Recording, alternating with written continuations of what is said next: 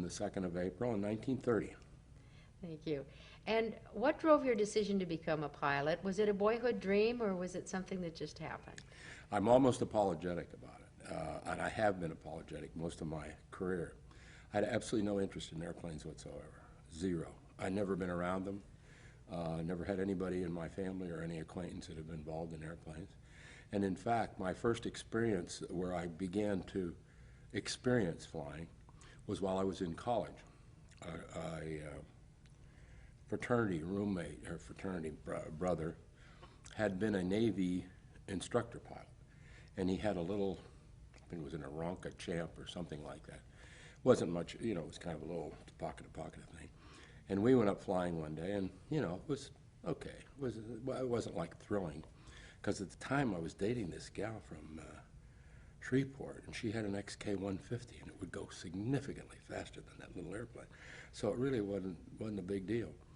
And so whenever I graduated from college, I went to LSU and took Air Force ROTC. I had to go in and, you know, for 4 years or whatever the commitment was in those days. And the first thing, I'd taken chemistry and physics. The first thing they wanted to do was send me to Biloxi, Mississippi, because that was a radar training facility, and they needed quasi-physicists, math people, you know, and that was it. And I said, wow. I went to LSU, and I'd been thrown out of every bar in Biloxi, you know, in my life in college, because it wasn't that far away. It was a big party town. So then they said, well, I could go to some other place that really sounded terrible.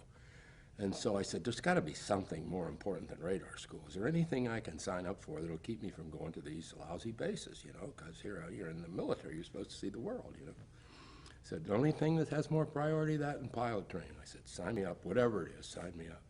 That was my entry into flying. And so first assignment, I was sent to what is now Disney World, Pine Castle Air Force Base, to wait the class that I was going to go through. And it was very unique there. They had F-84 gunnery training. They had a couple of T-33s to make the transition from the guys who had flown T-33s in training into the gunnery school. They had a couple of T-6s to keep the base flight people proficient. And so it was a colonel that ran the base, and he says, we're going to teach you as much about flying as we can before you go off to pilot training in 3 or 4 months, whatever it was.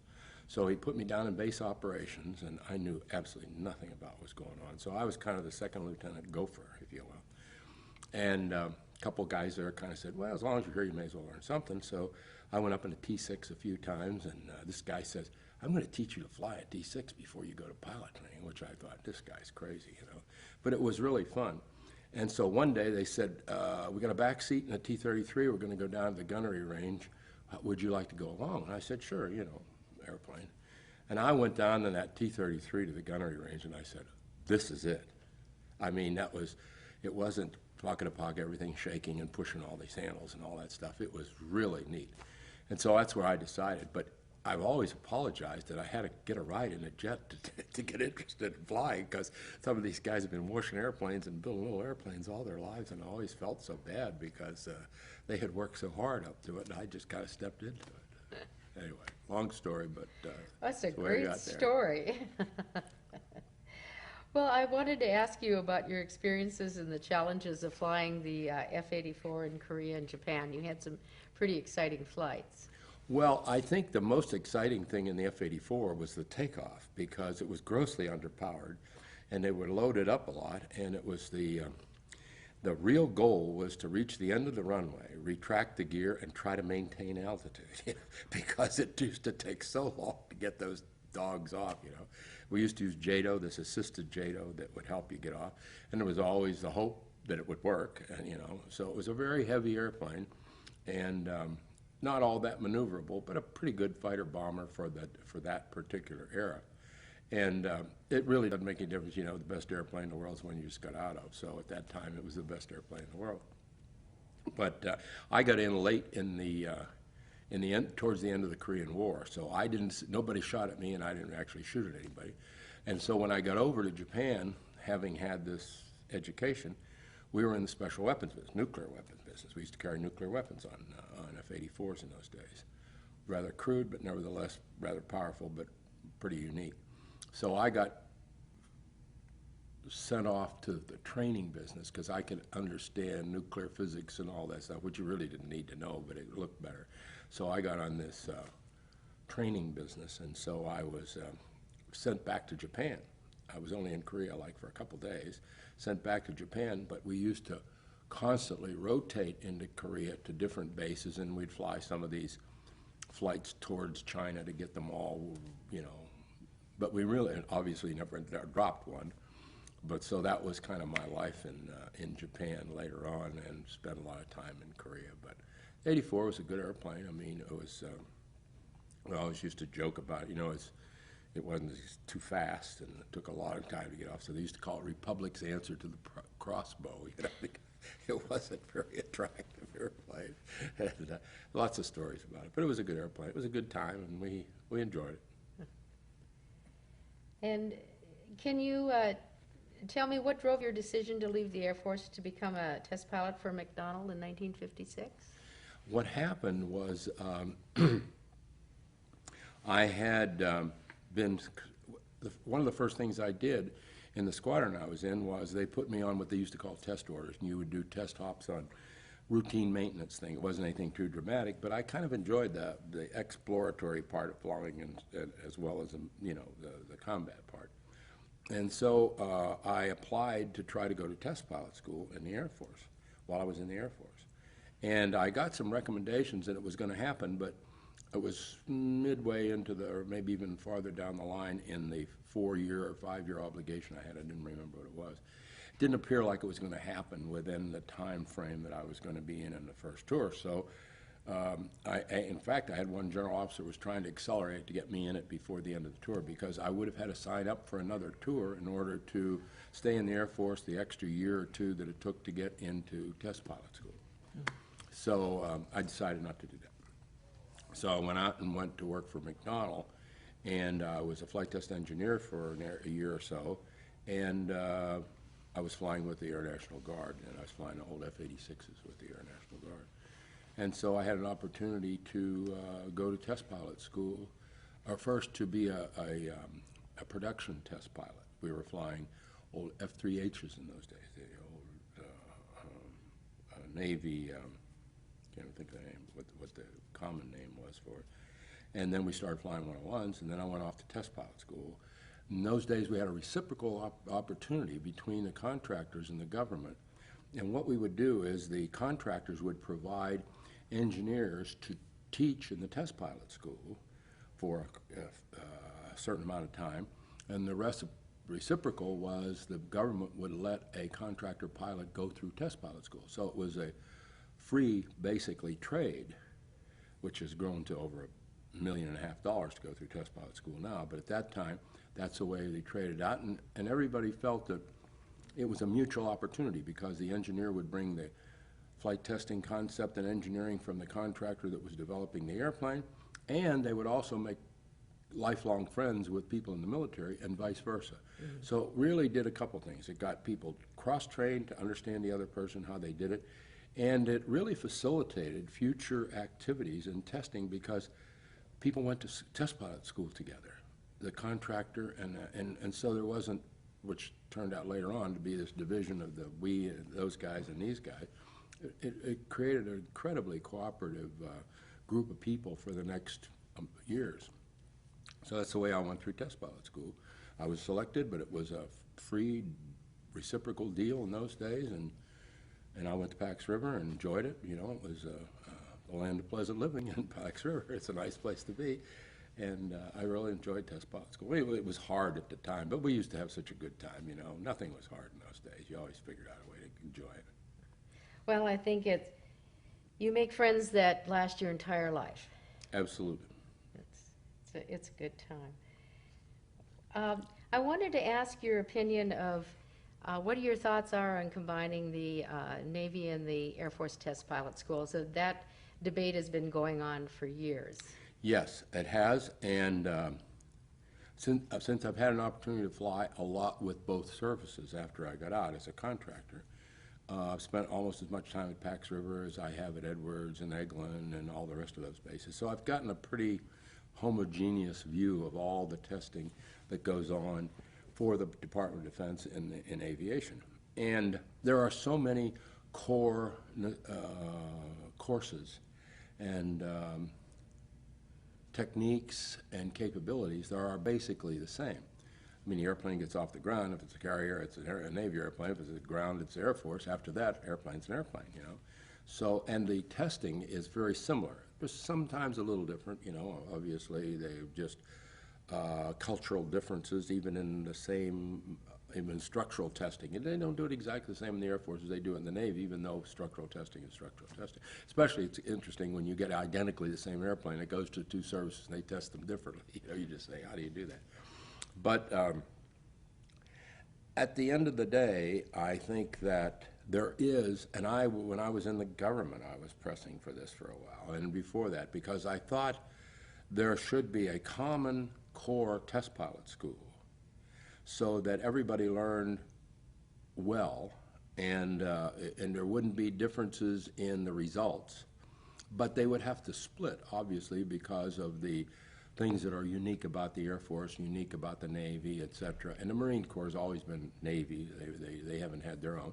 And the Army. A lot of people don't realize that after Vietnam, and probably even today, Army has more airplanes than most other services put together. You know, they have more helicopters and things like that. So they've always been a big quantity and activity, and a lot of high-risk activity. But they're always looked upon as being, you know, people on the ground that barely fly in helicopters, you know. But the fact of life is they have done some incredible things in the Army, both in training and the way they fly helicopters and their approach to safety and things like that. It's been quite good. So I always thought there was some way to get a little bit more of that together. But I've never believed, well, at one time I did. I got hooked on the common, you know, everybody be the same. Why does it have to be different? Common everything. But I've learned in the last 20 years that joint and common is different. And we'll mention that before we finish, because it's a very key thing today with like the Joint Strike Fighter and the missile defense, where you take all the services and throw them all together, and then it's run by somebody who is a joint person or an OSD person. And there's problems with that, but we'll mention that a little bit later. Thank you. Can you describe your experiences and the challenges of the F4 flight test program from 1961 to 1973?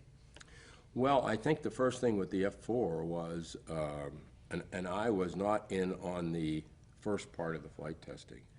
I came in later on when we were doing some new models and things like that, but the old F3, F4H or whatever it was when it first started, I wasn't there for the first part of it. I was doing acceptance testing of F101s and before that F3Hs. And then when I came back from test pilot school, it was the first time I really started flying the F4. But the F4 was a challenging airplane to fly. It was in the days where performance was the most important thing. You accepted less than perfect flying qualities in order to get performance, because we hadn't learned yet that you could get both. I mean, it was always a trade-off in most of the airplanes of that era. And so I got involved in high angle attack testing and spin testing in the F4. And I ended up being kind of well, I followed a guy, but I ended up for many years kind of being the guru for going out of control in F4s. And that was a big job. I mean, I had no problem with work, because we used to have a lot of F4s go out of control, because it had the characteristics of the day and that particular era. When you got to high angles of attack, it was very easy for the airplane to depart, go out of control, and spin. And sometimes very difficult to recover. And we didn't really know about very many things in those days, because we just didn't have the capability to learn. But we did learn a lot more, which we learned a lot in the F-15 program, more than we ever knew before. So that's what I kind of got into and got to be more or less specialized in, and began to learn more and more what the problems of the F4 were. And I used to go around and brief thousands of F4 pilots in all countries. I'd go on my little dog and pony show and show them why you go out of control and what you do and all the rest of that stuff. And we had a lot of airplanes. We eventually built 5,000 airplanes, so there were points where we had airplanes all over the world. And I used to always start my presentation, my speech, I said, well, it's 5 minutes to 9, And somebody in the world is going out of control in an F4 right now because we had so many of them. And it was hard to teach people to do that because there wasn't any mechanism in the airplane that would really help you recover or prevent you from going out of control.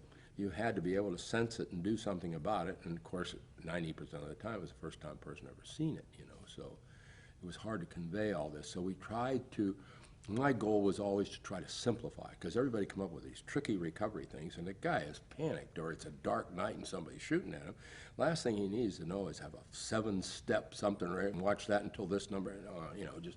So we found, or at least a lot of number was found, the best thing you do with an airplane is let it go, because airplanes like to fly, and they know how to fly. Some people don't, but most airplanes do. So the more you give back to the airplane and let it recover itself, it wants to recover. It wants to fly. So as long as things are jumbling around, so I began to build up a repertoire of knowledge about this part of flight, out-of-control flight, pre-out-of-control flight, and you know, how to recover. And that kind of became my forte, I guess, through the rest of my time in a career, was in out-of-control, either the design prevention of it, the recovery of it, but mostly to talk to a pilot who had never been there before and was scared, as opposed to a guy on a clear day at Edwards that's done 400 spins. What was your most important lessons learned during the F4 flight test program? And we have never to this day created a requirement for flyability. We design airplanes that are better and better in the flying qualities that we can measure, technical measurement of flying qualities, and we do that much better today than we ever did before. And we build more airplanes that are a lot easier to fly. I mean, airplanes today are so easy to fly, it's unbelievable. I mean, a Piper Cub's a hell of a lot harder to fly than an F-18, I mean, by orders of magnitude.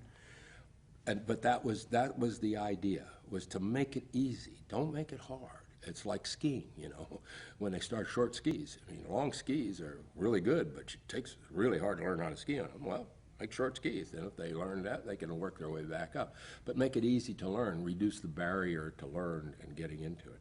That's really the same thing, though, when you get into a fighter. If you're in an engagement or have a problem, you revert back to a rather inexperienced, panicky person. And the last thing, so you want to make it very easy to fly, because in a fighter, the flying part of it and the takeoff and landing is, you know, it should be, you've got a job to do that doesn't have anything to do with that. That just gets you to the fight. Some airplanes, like a 747, you know, all you do is pull back, take off, and then you wait for 12 hours, and then you do another one. But so there's nothing you do in between except just ride along with the passengers and a nice seat in the front. But in a fighter, you got to be doing things. So the flying part of it has to be very intuitive and easy.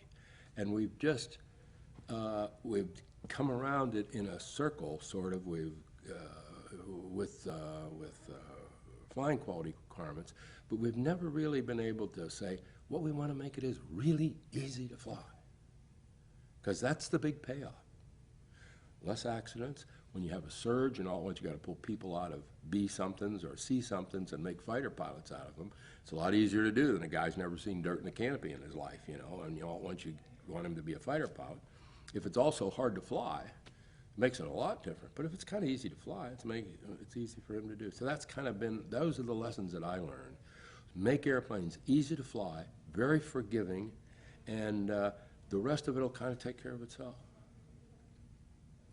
And what can you tell me about your experiences and the challenges of your F-15 spin tests? I think that's probably one of the peaks of your Yes. test pilot career. It was not only the fact that you get to do the spin test, which is a very fundamental out-of-control thing and very fundamental to a good fighter and keeping him around for a while, but it was the first opportunity that we had to be involved, that I had to be involved in the design of the airplane to either prevent or recover, etc.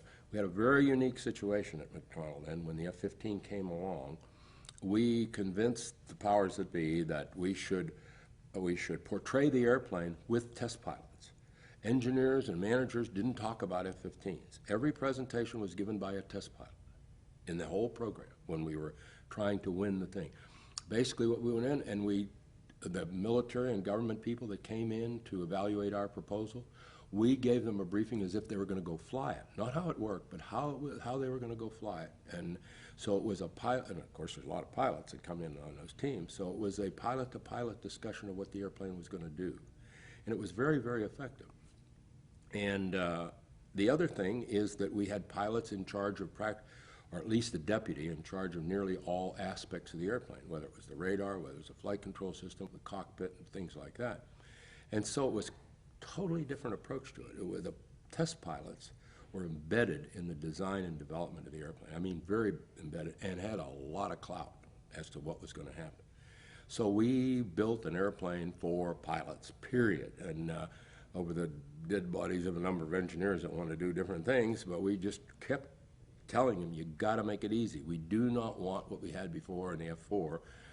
So we had a lot to learn, and we had an effort where we went out and flew almost all the airplanes in the Air Force to understand the good parts of all of them, because they all have their good parts and they all have their weak parts. And what we're trying to do is, like you said, the lessons learned out of the 105, the lessons learned out of the 102, the lessons learned out of all the rest of these, we tried to put together in the F-15. And we stole a lot of ideas, and good ideas, because, you know, it's just like bridge. A peak is worth two finesses, so why not go out and find one that already works instead of inventing one? And so we put together a lot of those characteristics. And again, this idea of having the pilots very, very much of an integral part of the design. And we had some very, very unique opportunities. In the spin test program, we had an airplane that you could do almost anything that you could do in an airplane, and there were means for recovery. So we could not only be able to allow the airplane a lot of capability in operation, but we could explore in the test program things that were supposed to be that way, but we never had airplanes that we could really look at it. Like we did high rate flat spins and recovered, which generally you do one high rate flat spin per airplane, you know. But we at least got to the point where, and we were learning so much about the dynamics of out of control that we thought about in engineering. You believed, or you did in the simulator, but we were never able to do in an airplane before. But we could do just almost incredible things in that airplane to convince ourselves that the laws of physics in airplanes really did work. So that was a very, very important part of it, and we gave an opportunity to take another big step into the design development of fighters that we understood now better how they lost. And we had the mechanism. We did have some problems, and we had a mechanism in the new emerging flight control techniques to remove some of those problems that were fixed before. Like, you like to have a lot of power in the flight control system here because it's hard to move the airplane. It's sluggish, or it's going real, real fast, and you need big surfaces to make things move. But then when you get another regime of flight, you really don't want that power because it'll take you out of control. Well, now in the new, smarter airplanes, we could change it wherever you were and try to tailor it. So it gave us a lot new opportunities in design development of airplanes. And it was a good program, and we learned a lot, and that was the high point. I mean, that was the high point of my life, was doing the spin test in the F-15, because it was so focused on what you were really there for, and had a very good relationship with the Air Force, and we were doing all those things, so it was very smooth. We didn't have any social arguments and things like that often do come up. Well, and what a magnificent airplane it's been. Yeah, it had. And sold all over the world. Yes, and still apparently going pretty strong. And there's nothing like extra power. And it had lots of power. You could never have too much power. It was easy to fly. I mean, I don't know when I was flying fairly regularly, but I believe that, I mean, I went back and flew one a couple times years later, and it's one of those, by the time you get to the end of the runway, you're current again. I mean, you didn't have to keep practicing to keep current because it was so easy to fly. You get a point at the runway and there's not much going to happen that isn't going to land, you know, comfortably. And you didn't have to worry about going out of control, and you could always go fast and go up and go down. If it stopped going straight up, nothing was going to happen, you know. So you could concentrate on the task that you were doing rather than the airplane flying. So we enjoyed it. And just to recap, your most important lessons learned and the most important outcomes of the F-15 flight test program? I think participation by pilots Very, very, very important. And both young pilots, the people who are going to fly it, the Air Force people who are going to fly it that don't have the huge backgrounds that some test pilots do.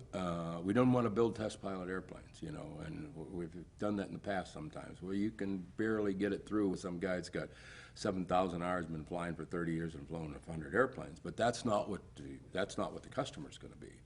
And there's always some kid born today that's going to try to figure out how to crash that airplane, so you're trying to defeat him before he gets into the cockpit. But I think that was the thing that we finally got across, and it was very, very hard to do. But we were in the most unique atmosphere. We had a president of Mcdonald who test pilots work with very, very closely, and he trusted, and so there was a lot of that. The relationship with the Air Force was very, very good. The program manager in the Air Force, Ben Bellis, was the best we've ever had, and he was willing to take a risk, and he was ready to put the money on the line when we found problems, because we found one major problem in the simulator, and the thing was, would you spend all that money to change that airplane with just this simulator information or not, because we were ready to build the airplane. And we convinced him, and he said, okay, we can do it, you know, which was a big leap of faith in those days. That was part of it. Actually, we had a very unique experience in the development, which carried over into a lot of other airplanes afterwards. We had a clandestine cockpit design activity. It was really kind of true skunk working. They had the design for the F-18 cockpit. It was just like all the other airplanes we've ever built. And of course now it was going to be one guy, and he was going to have a radar, and he was going to be flying and running the radar. We only have so many hands.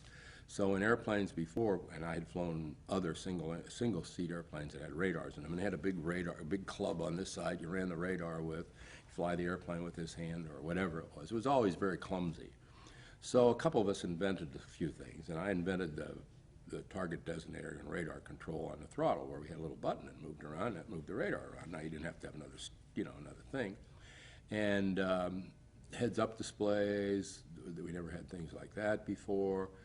Things where we take the stick, and all airplanes, they're very symmetrical, and the stick points like that, where your arm doesn't come out of here, it comes out of here. So we turned the stick a little bit, which helped a little bit, and we moved the throttles and staggered those. We did all these things for convenience and ease of operation, and they were all designed by these pilots. And so we got the design engineer, and over in the back of the engine room, in a little dark room back there, we had this new cockpit. Totally new cockpit. Well, they're over, the engineers and the real people are designing and building the spec cockpit, which looked like a stupid old F4 cockpit, you know. We had this new whiz-bang cockpit.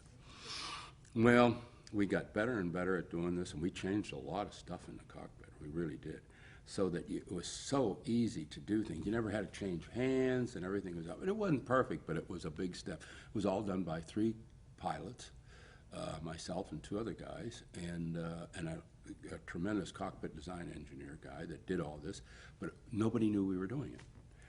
And so, but we brought some guys in from the Air Force, and they went in and we showed them all these new things, and they thought it was really great. And the way we would do it, like the target designator control, they controlled the radar. I can remember the guy came down and said, you want to go fly in the back seat in F4? Well, of course he did. So he was up in right pat, you know, not flying, so he was happy to do that.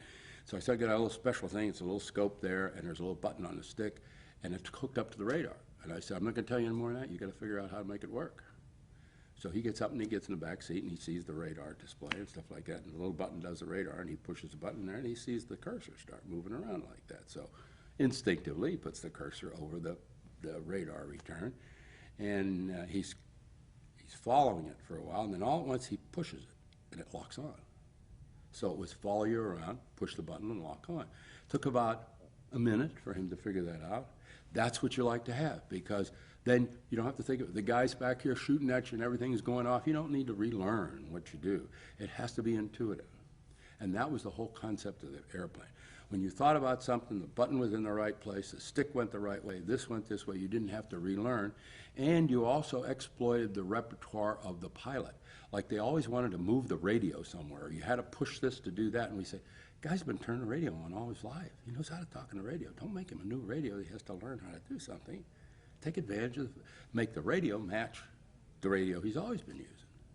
So he doesn't have to learn a new radio, because all you do is go, hey, I'm here, and the guy goes, yeah, you're there. So he still talk. Doesn't do anything different, so why make it so hard? That was the whole thing that we learned in there, and we never made airplanes after that. Nobody did after that, that weren't intuitive. Or if you put new systems in, we never had place for them, never had one before. Where's the guy going to reach? What's he going to do? And what's his thinking going to be to use it? Because we then had Sparrow long-range missiles, and we had Sidewinder short-range missiles, and we had a gun. So you had to select one of those. Well, we never had that option before, so how do you do that? So you make a little switch that says, I want to shoot far, I want to shoot medium, I want to shoot close, you know. So you didn't ever have to think about things when you were trying to maneuver and you were engaged.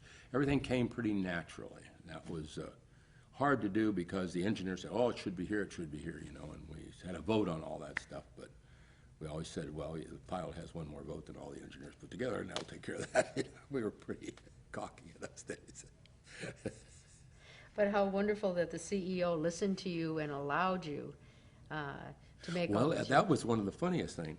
Don Malvern was the CEO at that, or at least one period through there, and one day I was talking to him. I said, I want to take you over in an engine shop, and I want to show you something. Mid of the F-15, you know, maybe he was the head of the F-15 program, or I don't know whether he was CEO yet or not. And I said, but I'm going to show it to you, but you can't tell anybody. Well, you know, you don't tell a CEO. And he says, what are you talking about? I said, you got to promise or you don't get to see it, you know. So finally, he used to be a fighter pilot, so that helped a little bit. So I took him back, and we go back in there, and here's this cockpit, you know. And he goes, what the hell are you guys doing? Well, he explained it all. He said, oh, I don't know. You know, he says, we've got this other thing going. I don't know whether we'll be able to sell this. I said, don't worry. We just want you to look at it. We just want you to know what we're doing. We don't want any help, and we don't want you to get involved. We just want you to know. So he said, okay, and he didn't say anything to anybody. So we had a parade of people that we brought from the Air Force in, and the more they saw it, they said, oh, what a big step this is, you know. So we got them to decide to change that whole thing. We rolled this thing out, and here's this new cockpit. Well, the people that were working on the old one were not very happy with us, but Bellis and our CEO said, no, that's what we're going to do. And they changed the whole thing, and we got this brand new cockpit. But it was all done, you know, in the back room, totally silent, and it's just amazing what you can get done when you have that kind of a situation. That's what changed them all. And of course, everybody has target designated controls and upfront controls and all the rest of that stuff in all fighters after that. Well, what a revolutionary step. How did you, what did it mean to you both personally and professionally to be named the recipient of the Kinchlow Award for your F-15 spin tests in 1975? That was an exciting event. You know, this is a very nice place to have it, but it ain't the Beverly Hilton. And so a lot of us don't come here anymore. It's just, I don't know whether you want to keep, you're free to edit this, but because this is an opinion. But I'm embarrassed to tell anybody that the Society of Test Pilots has their annual symposium at Disneyland. Great place, but it's Disneyland. You know, we don't like to equate testing airplanes with Disneyland, quite frankly. The Beverly Hilton's a much better thing to get connected with. But anyway, I think that the society, and your question had to do with the society, right? Yes. What did it mean to you personally and professionally? Well, that was like the Oscars, and it was in the place that they originally used to have the Oscar presentation. And it was so upbeat, you know, and it was in the middle of Beverly Hills, and the lights were on, and everybody was all dressed up, and it was a big, big deal in that thing. And Hilton would fly from wherever he was in the world, put it on personally, run it all himself, and it was just a big deal. And if people went to that as guests or something, they'd go, I didn't know anybody had anything like this, because in those days there were different rules about what the contractors could do, and we had all these wonderful suites, and the same guy was there every year that would carve the food, and same one making the Irish coffee, and you could go to this suite for the Kir Royale, and it was really first class, and it was neat. But the prices were down. Baron Hilton did that because he knew the people didn't have enough money. So, and the wives loved it because they go up and down Beverly Hill. But the world has changed, you know. The first time a stroller showed up at the pool party, I thought, you know, we're on our way downhill. But the character of things has changed today tremendously, and I understand that. but it's still hard to see that. But the winning that in that atmosphere was really a big deal. And I had absolutely no idea that I was going to get it until they called the name out, which added tremendously to it too. So it was, and that's it's very valuable to your career, number one, but it's also it comes from the people that do that. So it has a lot of meaning to it, and usually a pretty good list of people that got it before you that you feel it's a very big thing to do. So that was a very, very prestigious event, and it had that impact on it. And I think it probably does on most people that get it. Well, it was very much a red carpet event. Oh boy, or was it? It sure was. And you knew it was. You feel, I'm here. You know, when you went to that thing, you really felt good. And Even if you were way in the back, you felt, boy, I'm here. This is Beverly Hills. I'm in the Beverly Hilton, and I'm right here with all the action. And I have arrived. Yes, that's right. Well, congratulations for that. It was well deserved. And I wanted to ask you about your challenges and the experiences of the F-18 Hornet flight test program. Well, we were so incredibly lucky to do programs back to back and have them overlap because you bring this incredible wealth of experience with you. If you have a void in production in some of the companies, things kind of go downhill. It's hard to crank it back up again. We just rolled right in, and we had all this fresh experience, and we had all the scars of doing it wrong and all the accolades of having done it right. And we had a hard act to follow because the F-15, when the contract was signed, the date of the first flight was in there, and the date of the end of the development phase of the program was in there. We made the first flight on time. We made the end of the development on time. So it's kind of hard to beat. Airplane went through OT and the rest of that stuff pretty well. Didn't have any problem. No ECPs for the first 500 airplanes. It was really quite an act to follow. So, but we had, the main thing is we had the people who had performed the last act to do this act. So most of them took their hats, F-15 one day, F-18 next. And so we started out the program with people who just finished the last one. And so we said, why not fly the first flight on date? Why not finish the program the way you're supposed to? And that was an expectation, and it wasn't a far-out expectation because all the people there, that's what they did the last time. So it made a big difference going into it, what the expectations were. We expected to go through on time and do it well, and we had the gaps in there to fill in when we had the problems.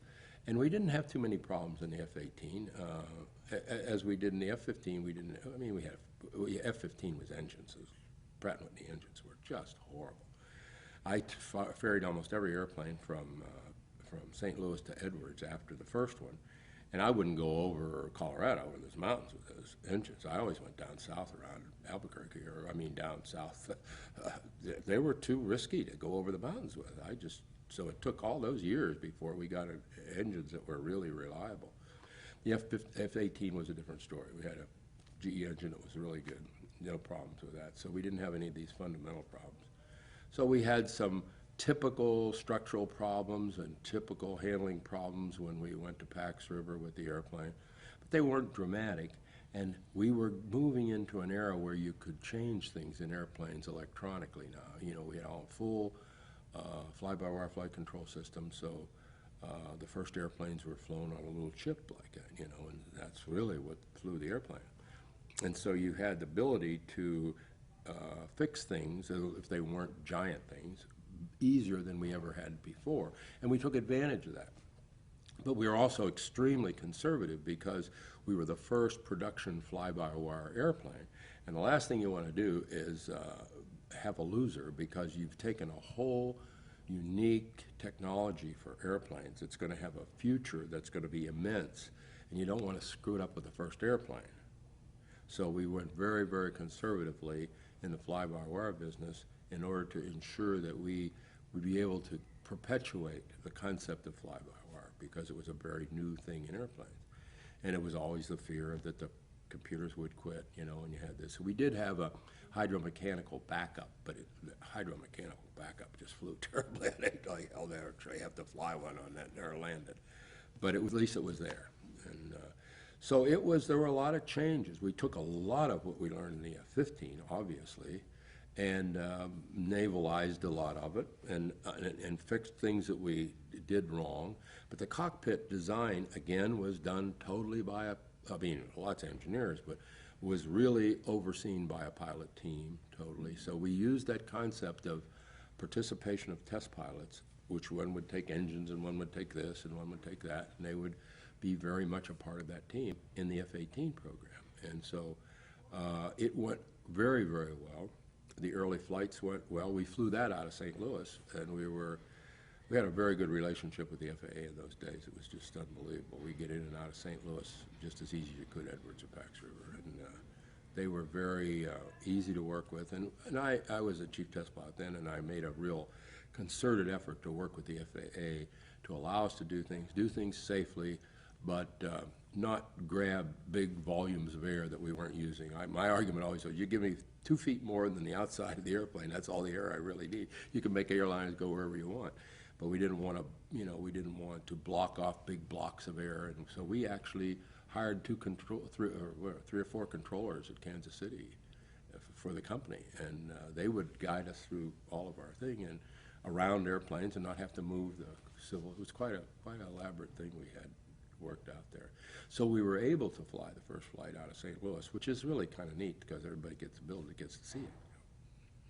Well, can you describe that morning from your pre-flight through your takeoff and your flight that day and the landing? Yeah, but it was really very routine. When you get to that point, you're not scared. You don't have this is a professional job, and that's what you do. And you've got professionals around you. Guys, one particular guy that worked on the airplane, he was a guy who used to work on the spin airplane at Edwards. And he was, you put your life in his hands, and you know he's going to do everything right. There isn't anybody better in the world. You've got a big, tall, lanky guy from South Missouri, from up in the hills, and man, he's honest and as good as they come, you know. So you had this team of people, and they had their routines, and you would accept what they said they had done, and you just had total confidence in the whole 9 yards.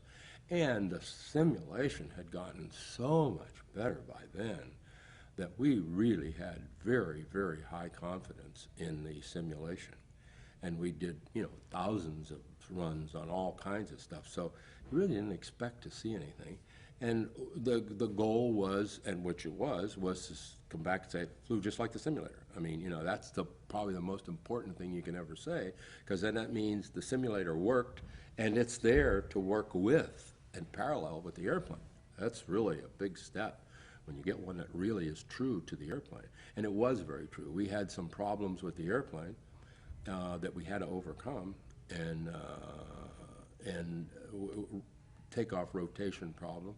It's identical in the airplane as it was in the simulator, so we knew we really had the problem, and we learned how to fix it. So it added so much confidence to the test program, and we could move a little faster because we knew we'd compare back and forth constantly with the simulator. The key was to keep the simulator updated with the airplane all the time.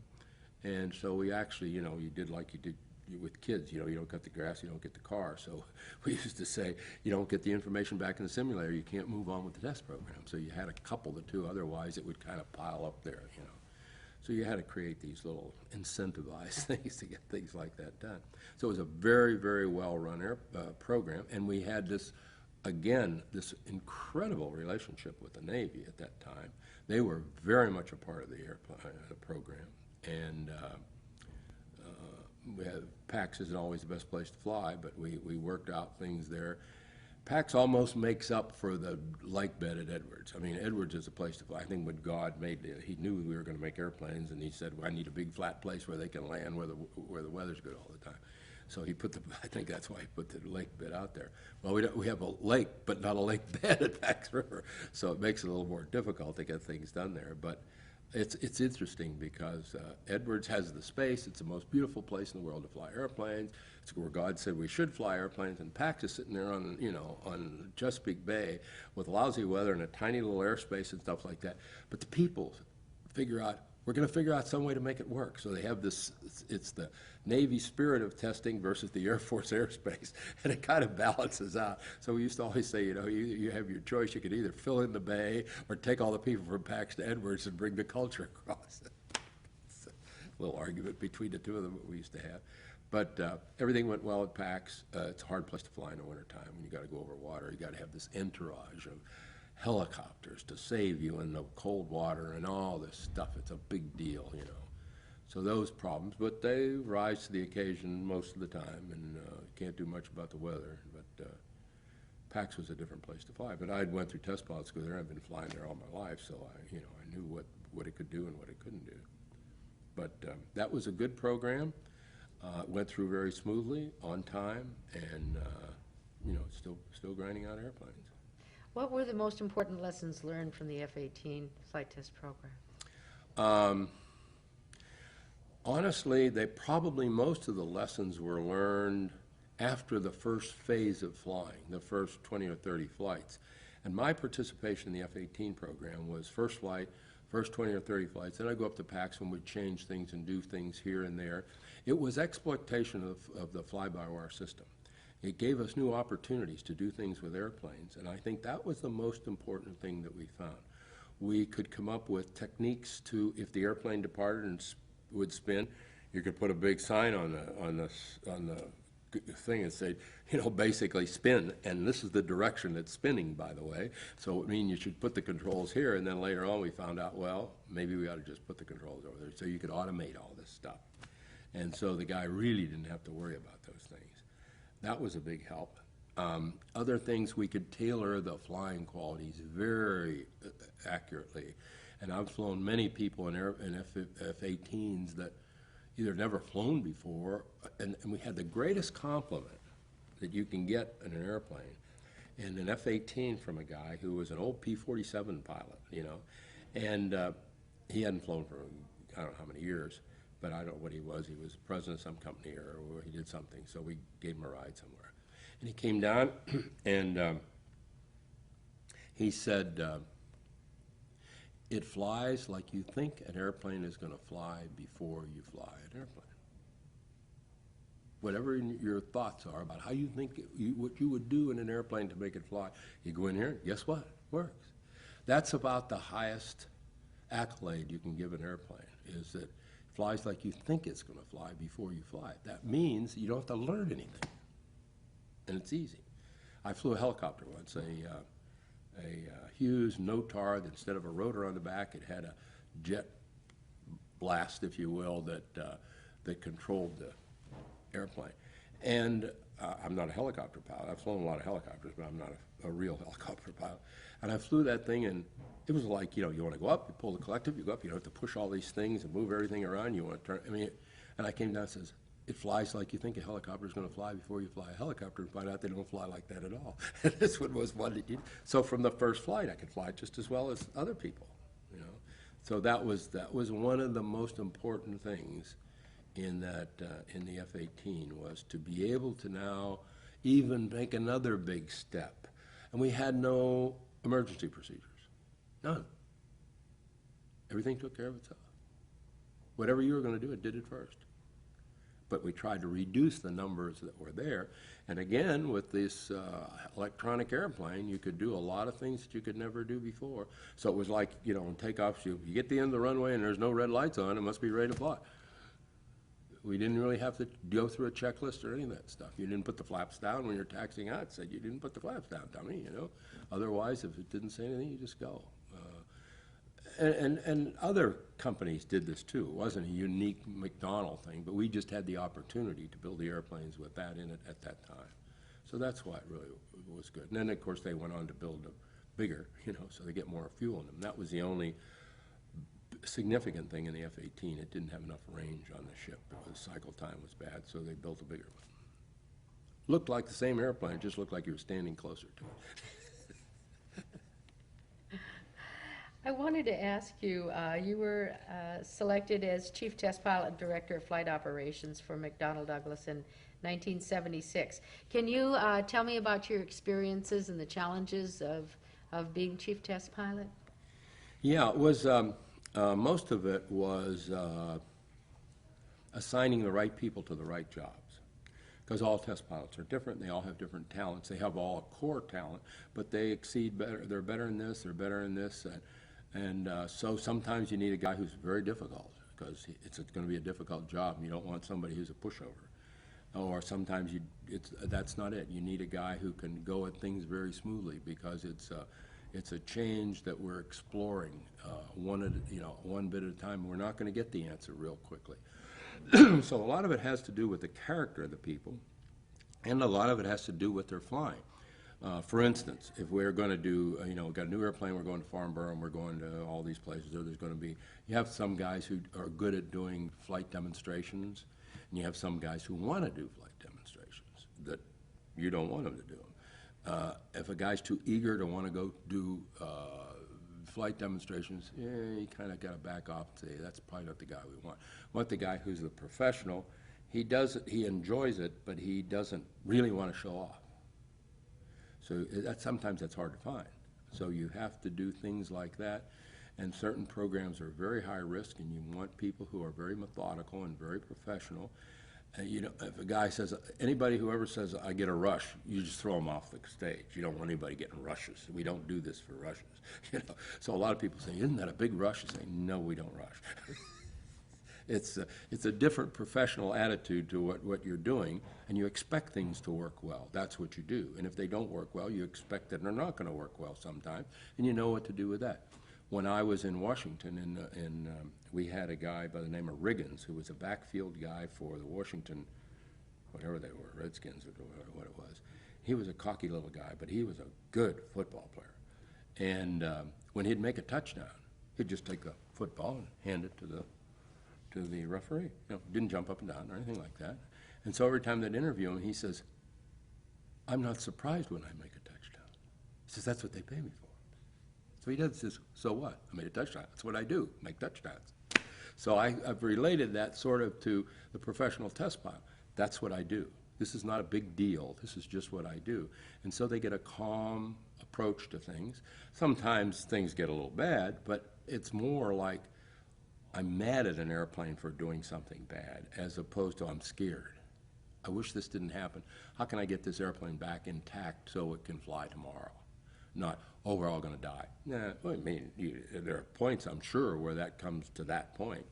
But I've ejected once an F18 I got the chance to fly it first and eject first.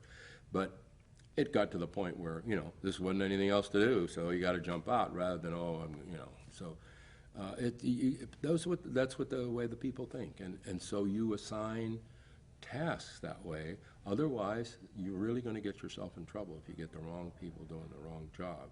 Even though on the surface they may look all pretty equal, they really are different people, and there is different requirements for different kinds of jobs. Some anybody can do.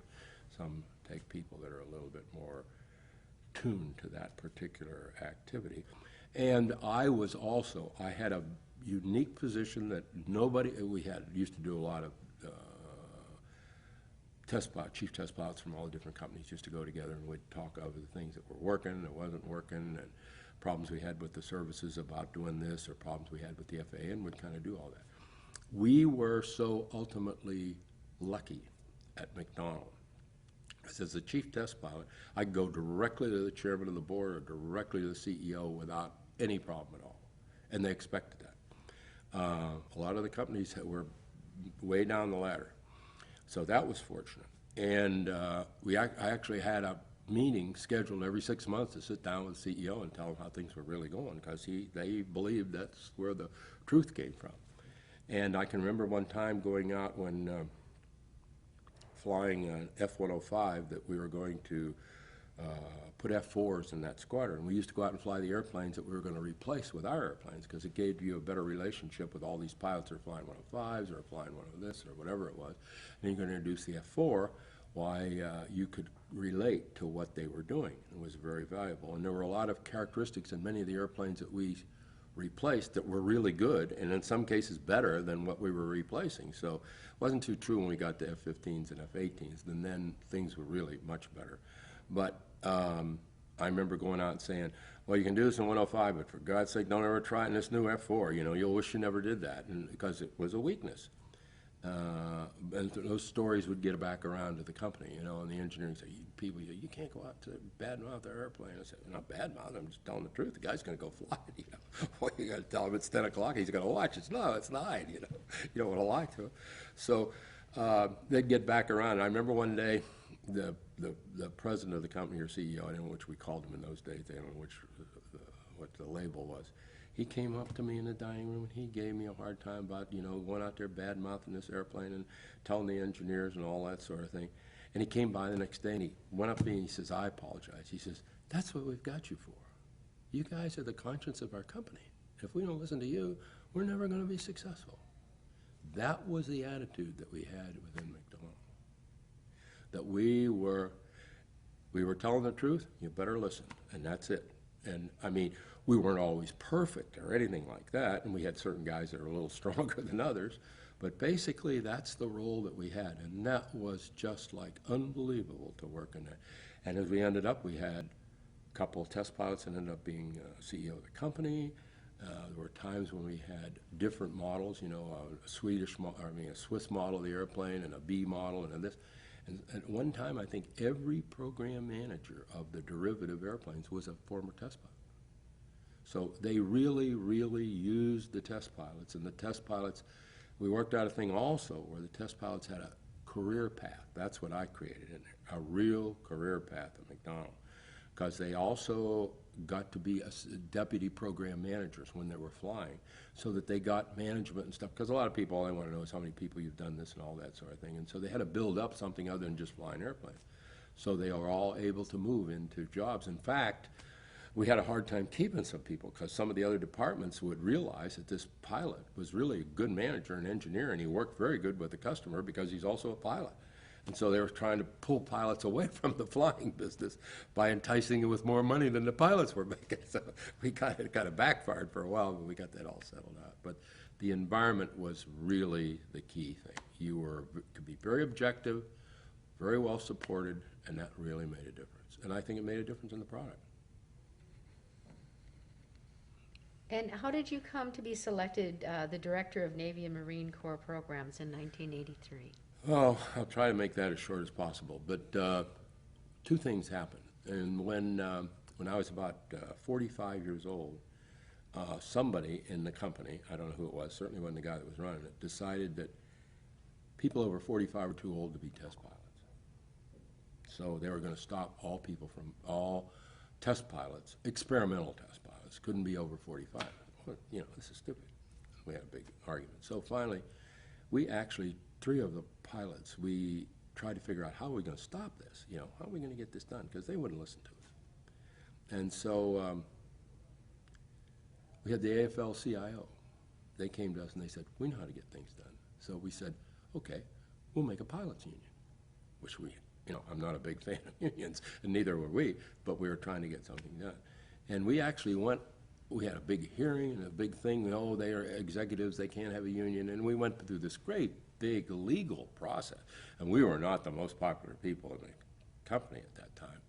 And we actually got to the point where we had a big hearing and before judges and all, red judge and all this sort of thing, and we had one testimony, but it came from space. There was a 51-year-old astronaut circling the world, and he was explaining why you didn't have to stop flying when you were 45.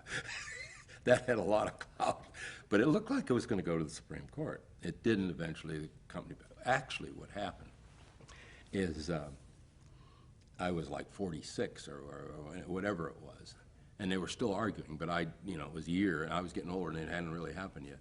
So some visiting dignitary from Saudi Arabia or the Defense Department or something came in, and they promised them a backseat ride in F18, and there weren't any other pilots in the office. So they said, well, you fly him. I said, I'm 46 years old. You told me I couldn't do that. Well, that's okay, that's time. So I went and flew him, and I just said, okay, the next time it's going to be 47, 48, just throw that thing out. So it went away. But that was a big fight. Got a lot of problems with that one. But it was an interesting thing of how we got through that phase to be able to fly really almost as long as you wanted. But then it got to the point where I said, okay, you know, I'm not going to do this anymore. And so that's when I transferred to the Washington office and ran all the Navy stuff up there. And you know, it was a totally different atmosphere, you know, very politic and very social, and, you know, the typical office backroom stuff and backstabbing thing, especially in Washington. They do it much better there than a lot of places. But the office was a typical Washington office. And I didn't enjoy that very much, but it was something I was learning, and I'd never been in Washington before. I didn't know the bureaucracy and all the rest of that stuff. So from that point, it was very interesting.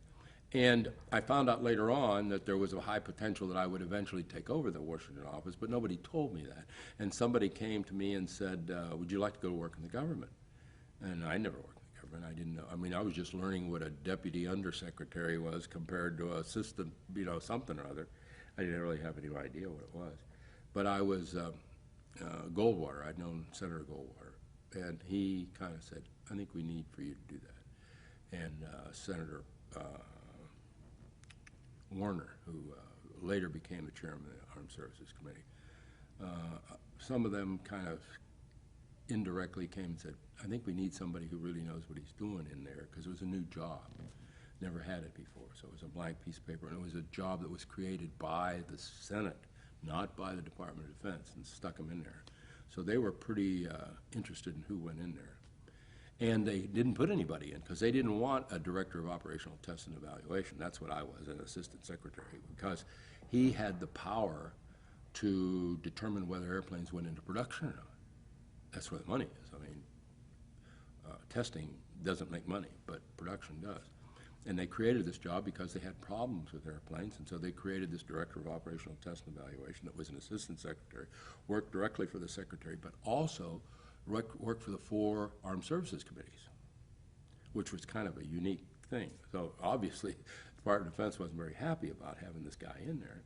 And but when they had a list, and a bunch of people in the military went in, put me on the list and things like that. And they had a couple other people that they wanted, and either they didn't take the job or whatever. And so I was asked if I would do it, and I had to go find out what it was, because I didn't even know what it was, because there hadn't been one yet. And so I met with Weinberger, Secretary Weinberger at the time, Cap Weinberger, and who was incredible to work with. But so I got the offer, and but I was in my last, like, 2 months before I could retire with enough points to get retirement. You know, you get so many years and so many hours a year and all that stuff. So they worked out a deal between the Department of Defense and Goldwater, kind of bargained a deal that the day that I was eligible for my retirement, I would walk from the Mcdonald to the Pentagon, you know. So they worked that out very, very well. And I went over there, I had no idea what I was doing, never been there before, I never had a job. Actually, the way they forced it to happen, the Congress created the job, and they never put anybody in it, because they didn't want anybody in there telling them what to do in the Pentagon, you know. So they went almost 2.5 years, 3 years without anybody in there, or they were always assigning somebody there temporarily, because they didn't want that clout to tell them what they could do. It's because in that job, you worked directly for the secretary, but the only one that could fire you was the president. And it had to be for cause, not because you were a Republican or a Democrat or the administration changed, which is, I didn't realize was so powerful in Washington at that time, that you were immune to administration changes. That means you can tell everybody how to do, and you don't care, because they can't fire you. Only the president can. And so, but the idea was to get somebody very, very independent and objective to see whether these things really worked. And that was the reason they made it the way it was. But I didn't understand all these things, because I hadn't been in Washington and didn't understand what the power of that was and what power you really had. So it took a little while to find out how the whole thing worked. It was a very, very, very interesting, good job. And the way they made them get somebody in that chair. Oh, excuse me. Is the tape change? Yeah. Sure. Okay.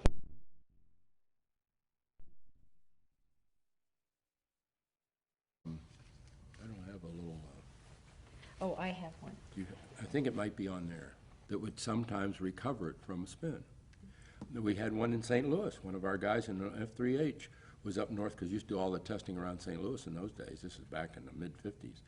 And he was up towards the Great Lakes up north of Chicago up there doing the testing. And he had a spin that he couldn't get out of, so he ejected, and the airplane took about 10 more turns or less, 5 more turns, righted itself, and flew 200 miles, I think, or 150 miles, and landed very gradually. So, and then I remember T-33 that did that. And actually in T-33 it was really embarrassing because the instructor was in the back seat and they got out of control, and a brand new student in the front seat, just barely in the T-33. And so the guy in the back says, eject, you know, so off goes the canopy. Guy in the back goes out first, he ejects, and the guy in front is just frozen. He wasn't going to eject, he didn't, I mean, he was just terrified. So he's just sitting there watching, and the airplane stopped after a couple turns. And he flew it back and landed it. It was so embarrassing. Oh my God. Yeah, it was really terrible. So when I went through Navy test pilot school, we had T-28s, and in part one of the airplanes that we flew.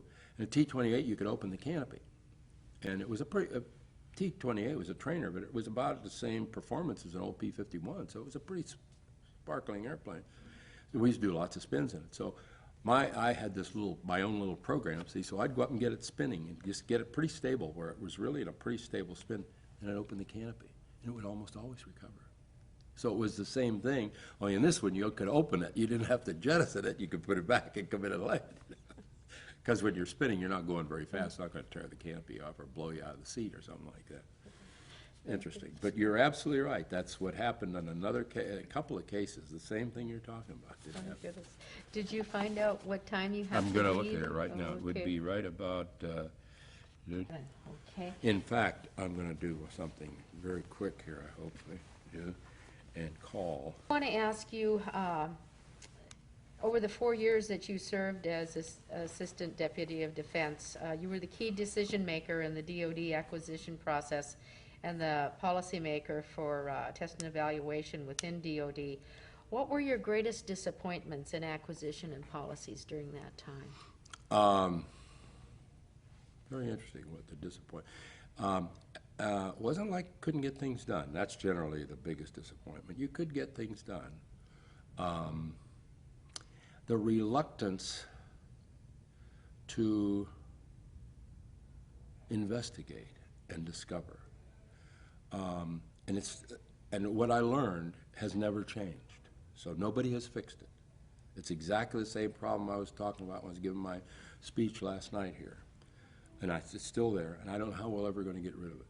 And it is a engineering and professional arrogance that when we design it, we put it together, it's going to work, period. So they relinquish the task of testing to verification. Since I'm so sure it's going to work, testing is going to verify that everything works.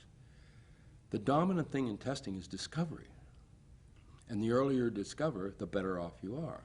Because if you look at it from a business standpoint, the return on investment, the ROI, the earlier you find it, if you find it at the beginning of the program and you find it at the end of the program, it changes the return on investment by an order of magnitude, 1-0. What costs $1 to fix here now costs $10 to fix here, costs $100 to fix later. So the value of time in discovery is the biggest multiplier in the whole program. So you wonder, why don't they want to test? In fact, that was one of the things I got. Why don't managers and leaders of organizations want to test thoroughly? Well, some of them are afraid you'll find something wrong because they just made this baby that's going to work perfectly, and you're going to find something that's wrong with it. Or it's going to, we have a plan. It's going to take so many months and so many dollars, and if you find something, we're going to have to slow us down.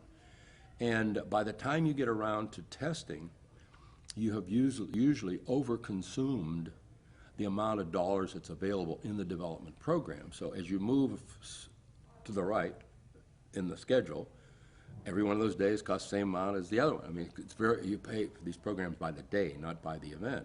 So you have a big horde of people, and the thing is just sitting there churning $1 million a week or $1 million a day, depending on how big the program is. If you didn't gain anything that day, you still pay the same $1 million.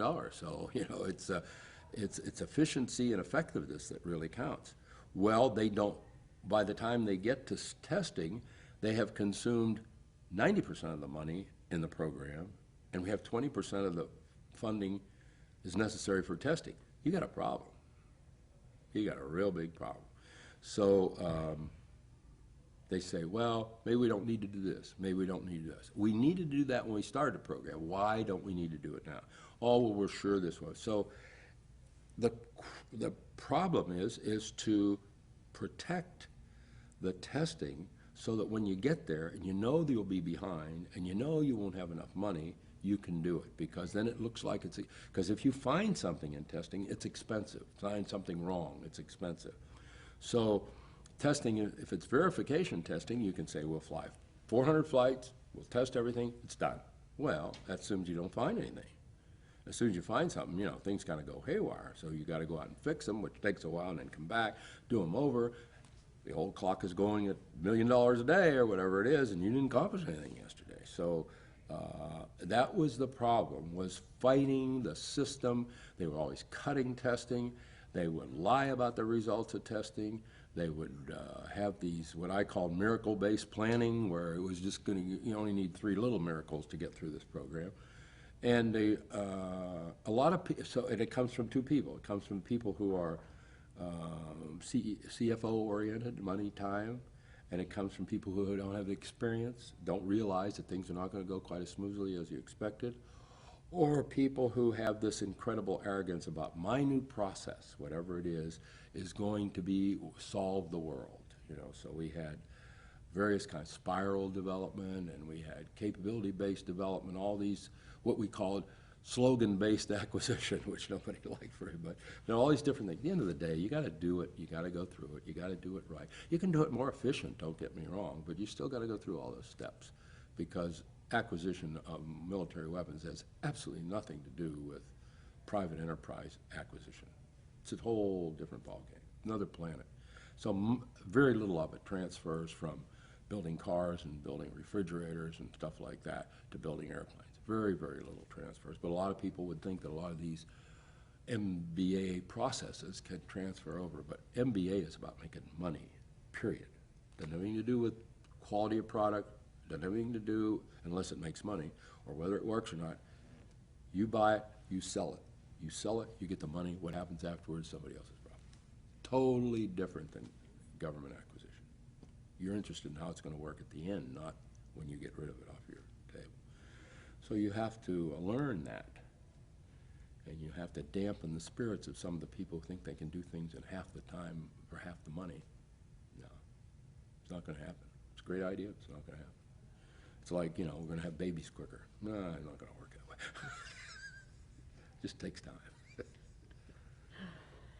And what was your greatest contributions and your successes during your time as Assistant Secretary of Defense? I think since I was very fortunate. I had a new office, and I had I actually met with the Secretary of Defense every day at his staff meeting, so I had total access. Had a Secretary of Defense who was a wonderful guy and supported me unbelievably and learned to depend on me, and it really worked very, very well. Very, very well. We had a marvelous relationship. And fortunately, I had been in a job all of my life in which people expected me to tell the truth and tell it straight and very, very objective and not be reluctant to do that as a test pilot at Mcdonald. Because as I said, the guy said, you know, you're the conscience of the company, you guys, and we listen to you. And you can circumvent anybody in the company and come to the CEO or the chairman and tell them how it really is, and they'll fix it, you know. So I've been used to being able to be very forthright in what I saw and what I did. And didn't mean I was always right, but I always had the process to be able to do it. And so this job, I was used to doing that. And a lot of people aren't. A lot of people haven't had, certainly not a career, but jobs where they could be very open. They didn't have to worry about politics. They didn't have to worry about pressure. Because the only guy who can fire you is the president, and it has to be for cause. All these senators and congressmen have something built in their state and they want this to happen, or the Air Force says, oh, we want this to happen. You know, you just say, it's not going to happen. Period. It's going to be done right. Period. It makes life very easy, and it takes away literally all pressure. Because to me, pressure is when you got 2 equal things, you can't figure out which one to do. This is very simple. If it's wrong, we don't do it. If it's right, we do it. Simple. So that was the the ability to turn that into a machine and an organization that could do that, because a lot of people come to work for you are obviously either in the military, or they've been in the military, or they are civilian government people or contractors, and they're not used to writing something down, especially some colonel that works for you. It's been colonel, he's been in the military all his life.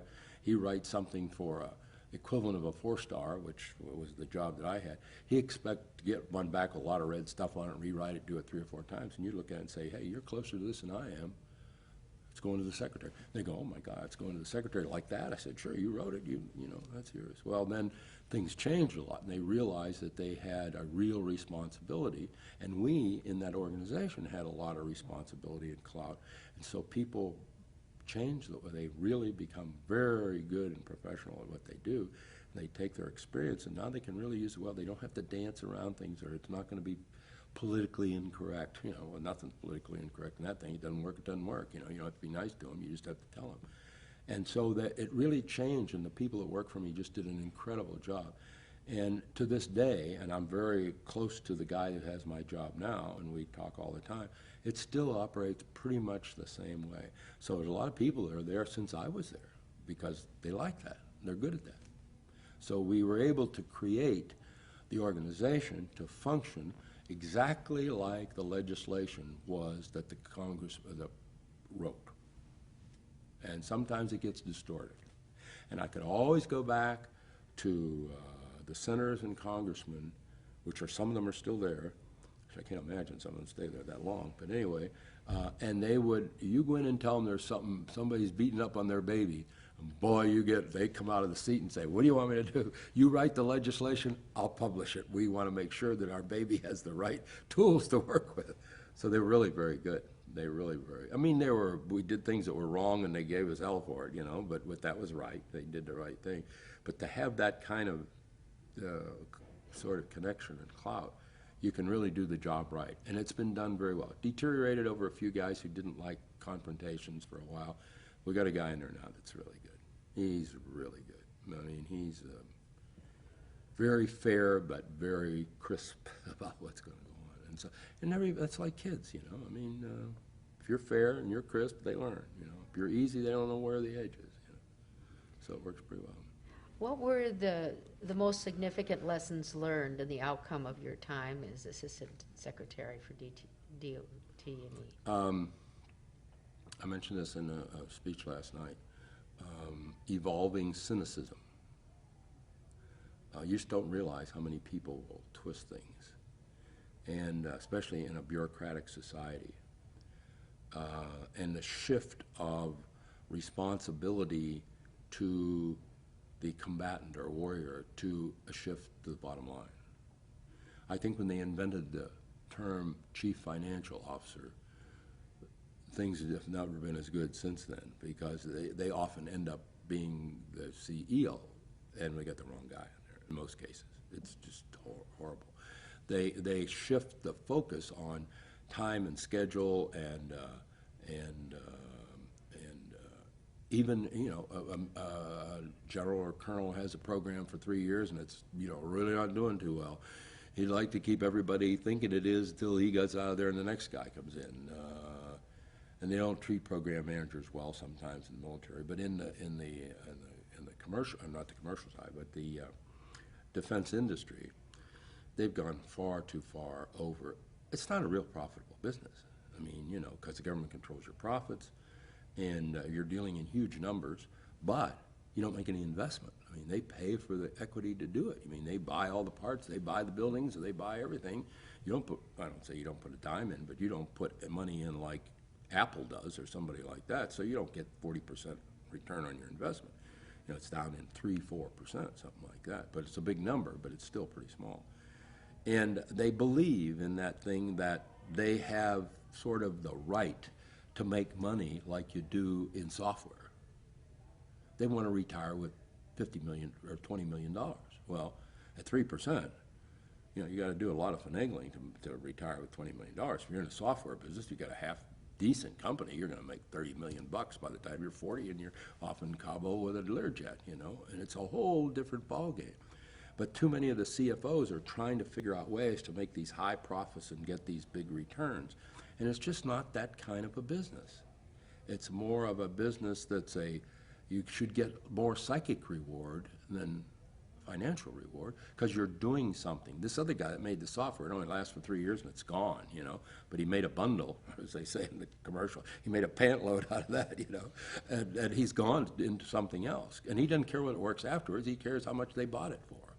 So, but in this business, in the defense business, it's the end result, the production and everything, then it's going out and what it does for the soldier with the rifle or the guy in the submarine or the guy in the airplane.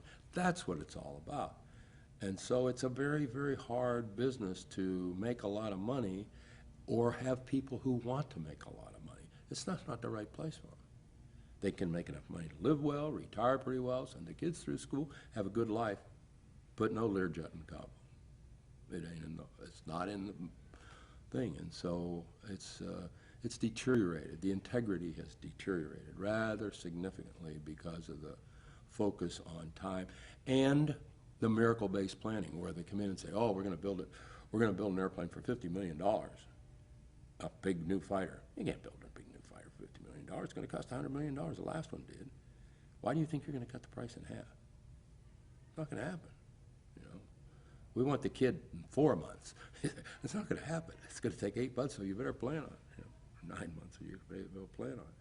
So it's been hard to convince people that if you can improve the process by 5% over the last one, you'll be one of the most successful programs in the Department of Defense. Not 50%, not going to happen. So they bring in all these concepts of how they're making washers cheaper, and they're making this cheaper, and they can do that cheaper through both process and globalization and things like that.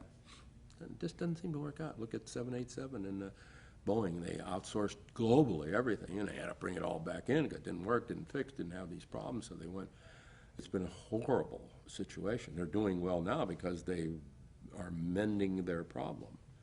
But it happens in lots of programs now where there's these great ideas about how to do things. So it has changed. It has changed a lot. So you become very, very cynical over the period. You know, a guy says it's 10 o'clock, you kind of look at your watch and say, if it's really 10 o'clock, you know, you get that cynical. You begin to the point where you don't believe people when they come in and tell you things. So you have to have kind of a circuitous route for a second source of data or information. And it's hard, it's bad to have to do that. And it really didn't used to be that way. It's very much that way now. Hello. Good morning. Morning. If they do it right and they do it for 5% more better than the last one, that's good progress in our business. And what happens, sometimes they get, And things don't work too well. But anyway, that's, I guess I've grown very, very, very cynical now, especially almost any product in which somebody comes in and says, let me show you my product, da-da-da-da, and look at all the testing we've done. Who did the testing? Well, we've done that. It's the we is the thing that doesn't work. Never trust the testing that we do. Get some, if it's a third party that has no interest in it, then I believe it. But otherwise, I just fundamentally don't believe it. So it's like, prove to me that the testing you have done was really objective, because I don't believe you. I really don't believe you. Somebody in the chain of the testing is probably lying. Maybe you didn't even know it, but I know it because I know what the statistics are. And if yours is good, fine. But I just don't believe it until you've shown me that, because that's the cynicism that you generate, especially in that job, because you see program after program that you find out it's not really working that way. It doesn't really do this. But so I was very fortunate having the secretary. I worked for Weinberger, then I worked for Frank Carlucci, who and a longtime friend. So was Weinberger, and then I worked for Dick Cheney, and I worked for Dick for 6 or 8 months, and we were very good friends, but he was a little more difficult, not for me to deal with, but he was a little more focused than some of the other guys, and after, you know, he went on, and so I never bothered him for the rest of his life, but they were all good friends, and they were all very respectful of the job that we had to do, and were very helpful, and they didn't fight it because they were smart enough to know that there would be a day of reckoning, so they were equally as probably not equally as cynical, but they were glad that there was somebody who was. And I wasn't that cynical when I first got there because I had never seen the degree of, you know, PowerPointmanship that we sometimes saw. So we were able to drastically change that, at least for the period of, to make the Director of Operational Test and Evaluation really the guy that would tell the truth about what's going on and be able to get the Congress to rely on him. Hardest thing was getting people who had come from a past where they were allowed that degree of objectivity. They had learned to go along with things, and so you get people who go along with things because they don't want to upset things, they want everything to go smoothly. And you know, a test pilot comes back and has an engine quit. Well, he doesn't want things to go smoothly. You know, he's going to tell them what happened. You better fix it by the next time. And you know, he's rather dramatic about how he explains what they're going to do. And in the right circumstance, the right company, they do it. So you're used to that. And so it was pretty easy for me. And we've got a guy in there now that's not hard for him either. So that was the key of getting this started and getting it started right. But we had complete support of the first couple secretaries, and we had the complete support of the Congress. I was a Republican, and I went in when Reagan was there, and we had a Democratic House. And they looked at me more as the guy's going to stop the Reagan buildup, because nothing ever works perfect. So you just say, well, it doesn't work perfect, you can't build it. Well, it didn't quite work out that way, but I had a lot of friends on the Hill. I mean, people who really appreciated what you were doing, and so that was good. And what drove your decision to form Krings Corporation in 1990, and describe your challenges and your experiences as CEO? Well, I was the CEO of the CEO. I mean, it was only one person, so it's pretty easy to do. When we were in Washington and I left the Department of Defense, I was going to go to work for Northrop for a while when Kent Cressa was out there, and then I was going to do something with some other company and things like that. And I waited a little while, and I found out this consulting thing is a lot nicer. You don't have to go to work every day. You don't have to put up with the bureaucracy, and you can live wherever you want. And so this became pretty attractive. And I had this unique background that I had been a fighter pilot. I'd been flown those things, and I'd been with a company that built them, and I had been in the government that buys them. So I could kind of sit, and this is the guy from the government, this is the guy from the contractor, and and I could try to figure out where the common ground is and explain to somebody who's only been on one side of that triangle what the other people are thinking and what you're really going to have to do. Not what you think you should do or ought to do, but what it's going to take to make it all work together, and what your limits and boundaries are for each one of you. And so I could often bring things together that otherwise they'd be knocking heads because they didn't understand really what the other guy's purpose was. So that was very, very valuable. And so I started consulting for a lot of the major defense industries, and I found that to be a very enjoyable, and I could kind of do the same thing with them because that's what they hired me for, to listen, not to tell me what to do.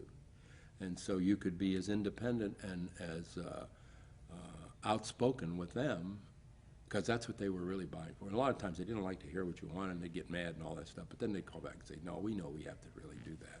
Or you've shown us a way to get through here that we didn't like at first, but realize that's the only way we can do it.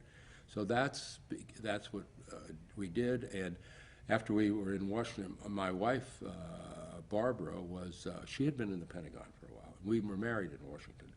And when she left, when Frank Carlucci, the Secretary of Defense, left to go to the Carlyle Group, which, you know, is a big company now, Frank really brought him up because he knew everybody in the world, and he really moved them from one stage to another stage. He was going in there as the ex-Secretary of Defense. Well, he had 1 million people working for him. He had 200 people in his office and 30 people that just took care of his schedule. So, I mean, you know, it's a pretty big deal. And Frank's going into his one little office by himself, you know. So a friend of a friend suggested, Barbara's very good at organizing, getting things done, very good. So she went with him, and she became his executive assistant at this new job, and kind of led Carlyle into what it's like to get a Secretary of Defense in your thing, and how Frank had to change his thing. But he's a very nice guy. I mean, he still is. He's a friend, and he's a great, great guy, so it all worked out well. But she was there, you know, scheduling to see the Prime Minister of Italy and the this and the that. And she can handle them all. They're just more people, but she knows how to do it and organize things and where to meet them and how to be there and under the clock at 4, you know, and he wants to play tennis and he does this, and we've got to have this for him, we've got to have this. And, I mean, she just knew how to do all that, and so she did a wonderful job. So Frank and I, over a period of time, used to argue, because Barbara would do a little more for me as my consulting business. So we always argued he was always saying, you got to get a secretary. And I said, well, I got one. So we used to go through this thing. And finally Barbara says, the deal at home, I get to travel at home that's a lot better than I do at work. So she left, but she took about 2 years to train somebody else in there. So that worked out. And that was when the consulting thing went well, and I've diminished the number of clients over the years, either by them shifting what they did or me shifting what I did. But I've been still, you know, I still do it. I still have 2 or 3 major clients and a couple small ones. JT3, I help them out.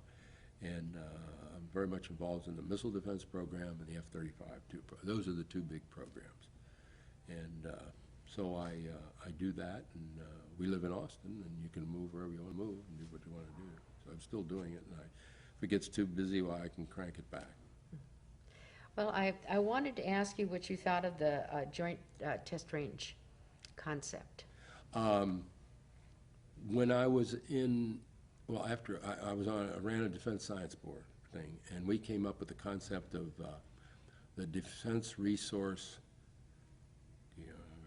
management enterprise, in which we would put all the ranges under one enterprise, and they would be run by the services, physically run by the services, but they would be interchanged and consolidated and coordinated, not have unnecessary duplication. Sometimes you need duplication, and a lot of cooperation instead of, you know, the typical Edwards versus Pax River fight.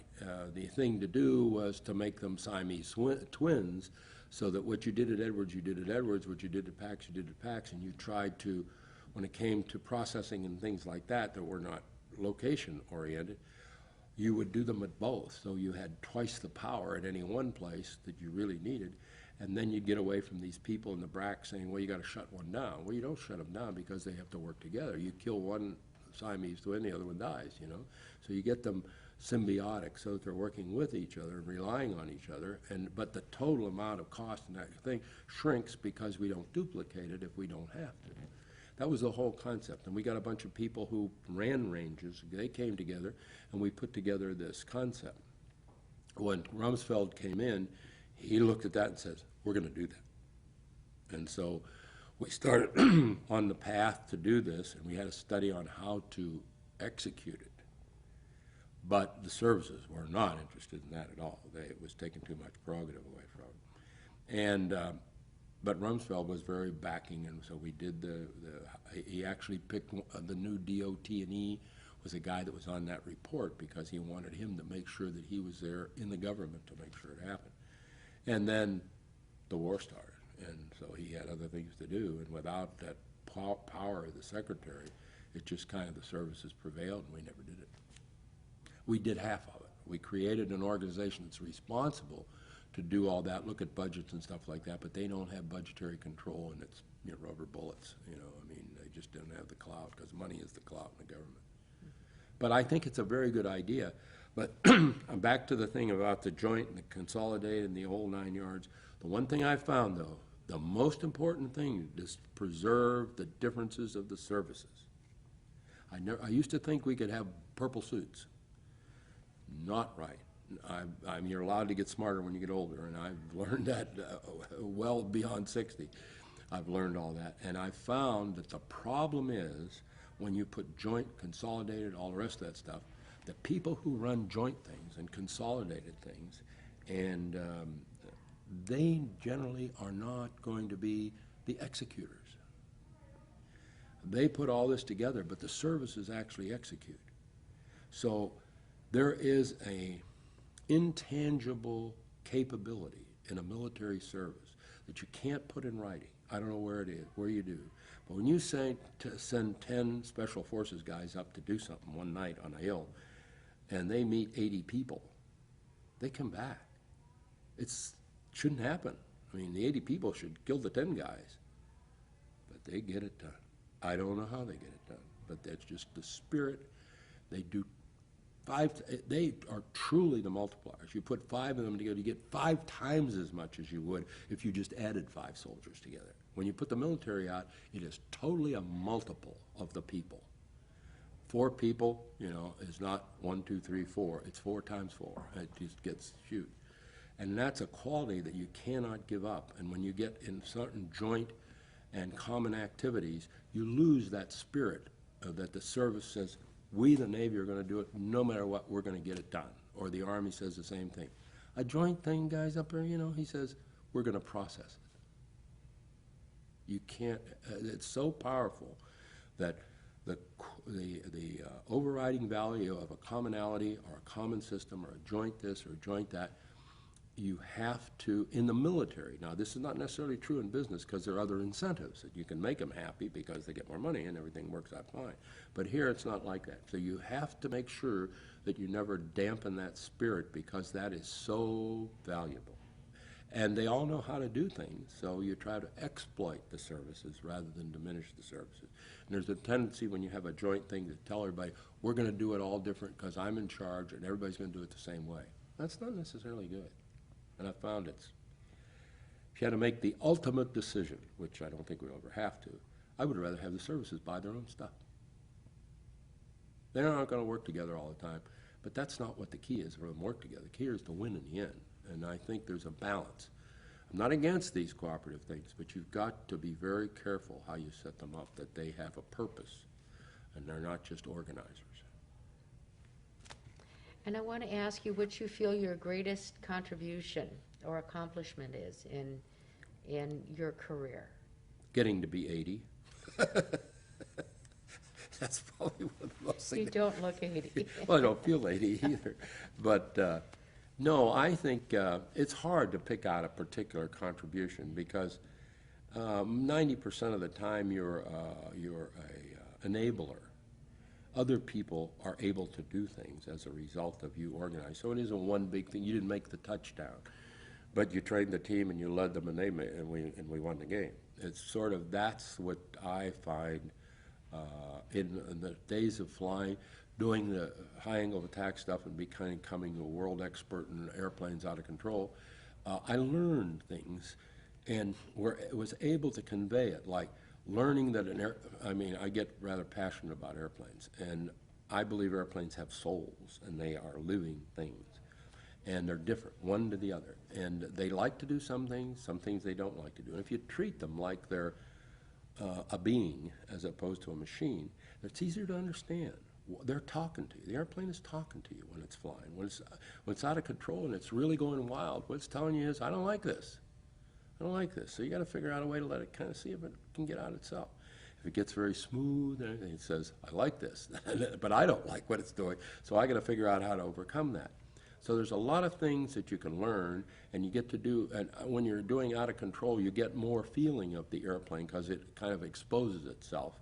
Whereas when it's doing things that are very simple, that's what it's made to do, and you're guiding it and all the rest of that stuff.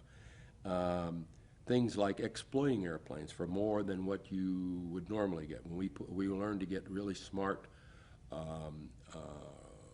devices in the autopilot system that would keep you from doing bad things, and you could do good things all the way up to that before, and you didn't have to back off because you didn't know where you were going to be. Limiters that would make sure you wouldn't over-G the airplane. You can go from 1G to 8 Gs like that because you know you're not going to get 9. The airplane won't go there. The machine will stop you. Whereas before you used to sneak up on it. Well, you gave away all that performance. So exploiting the technology, but not trying to replace the man, but enhance the man. So you learn a lot of those things, but they're not touchdowns, private touchdowns. They're not. They're trying to channel what will work into the system so that the system will recognize that there's a balance instead of all. Some people would like to do all modeling and simulation and no testing. Some people do all testing and no modeling and simulation. It's impossible. You can't grow systems to the technology that we have without a lot of modeling and simulation, but it doesn't replace the testing. It just allows you to not have to do an infinite amount of testing as you progress. try to balance all those things. And that's what I think I've been able to do. I've been able to see where the problem is, put it into very simple words, and convince people to do it this way. And I'm not bragging, but I'm pretty good at that. I can usually bring a consensus and show them in very simple terms why we have to do it this way, and have everybody be able to walk away without feeling they lost something. And that's important. It really is. It really is. You feel like you look back and say, well, this was accomplished, and that little cockpit that we had in the back room, I mean, that could have blown up and we'd never gotten anything. You just have to figure out how to do that. I'd like to ask you a couple of philosophy questions on SETP. Where would you like to see this organization go? Well, it's not going to get bigger. I mean, it gets bigger, but it gets diluted. It doesn't get larger. We have a lot of people in SETP that have never flown a test flight in their lives. I mean, an experiment. The word in there is, the E is the word. If it was a society of test pilots, there wouldn't be anybody ever test an airplane. I build my own, go fly around there, I'm a test pilot. So many people, that was my thing about condensing the test pilot school, is so many people that go through test pilot school never fly an experimental test ever in their lives. We got a lot of people in the organization that never flew an experimental test.